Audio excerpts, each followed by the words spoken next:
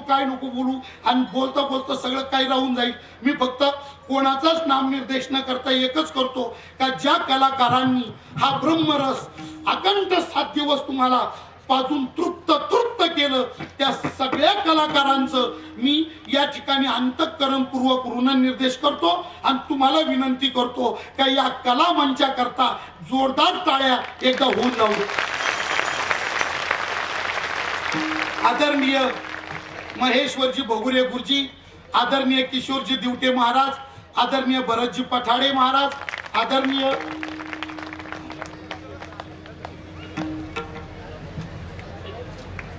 आदरणीय श्री बाळासाहेबजी थोरात, आपल्या महाराष्ट्र राज्याचे माजी महसूल मंत्री, त्यांचं आगमन या ठिकाणी झालेलं आहे। या सगळ्या कलाकारांचा आता कृपया नाव घेत नाही, माफ करा, पण सगळ्या कलाकारांचा या ठिकाणी अंतःकरणापासून मी ऋणनिर्देश व्यक्त करतो। आणि जाता जाता एक गोष्ट मी सांगणार आहे बरं का, अण्णा आहे का रामदासांना? हा, जाता जाता एक गोष्ट मी सांगणार आहे, कृपया कोणीही त्या माझ्या बोलण्याचा गैरसमज करू नये आणि एक आपला बालक म्हणून जर चुकीचं असलं तर पोटात सांभाळून ठेवावं, मात्र गैरसमज करू नये। बोलणं माझं असे का कोणत्याही प्रकारचा सत्कार मी या स्टेजवरती स्वीकारणार नाही, म्हणजे कपडे घेणार नाही, हार तुरे घेणार नाही, कोणत्याच प्रकारचा सत्कार मी इथे स्वीकारणार नाही।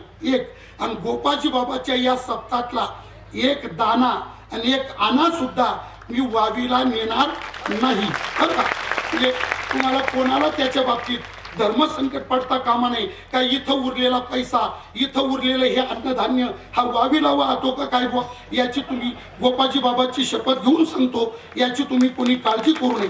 आणि त्याच्याकरता मी कोणत्याच प्रकारचा सत्कार, या दादांचा सत्कार मी स्वीकारलेला आहे। माझ्याकरता तो सत्कार माझ्या संबंध जीवनात अत्यंत महत्त्वाचा सत्कार आहे आणि त्याचा मी स्वीकार केलेला आहे। बहादरपूर ग्रामस्थांच्या वतीनं मी कोणत्याही प्रकारचा सत्कार या ठिकाणी स्वीकारणार नाही। माझ्याकरता आणलेले कपडे आपल्या बहादरपूरचे गणपत बाबा, त्या गणपत बाबांना ते कपडे अर्पण केले जावे अशी मी कार्यकर्त्यांना या ठिकाणी नम्र विनंती करतो। आणि आपल्या सगळ्या आणि 12 जानेवारी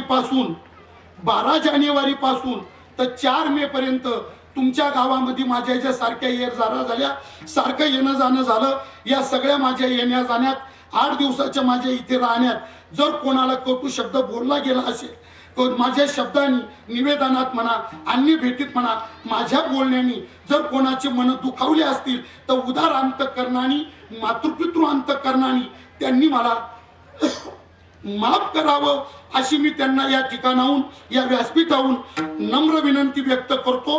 आणि 12 जानेवारी पासून तर 4 मे पर्यंत माझ्याद्वारा झालेली गोपाजी बाबांची ही सगळी सेवा मी निष्काम भावनेने आज या ठिकाणी गोपाजी बाबांच्या चरणी समर्पण करतो, तिला अर्पण करतो आणि आपल्या सगळ्यांचा अत्यंत प्रेमाने या ठिकाणाहून मी निरोप घेतो। कन्नड तालुक्यामध्ये मला रात्रीच्या कीर्तनाकरता जाणं असल्यामुळे सर्वांचा अतिशय प्रेमाने या ठिकाणी मी निर्णय घेतो। दहीहंडी फोडणं अति महत्त्वाचा संप्रदायाचा कार्यक्रम आहे।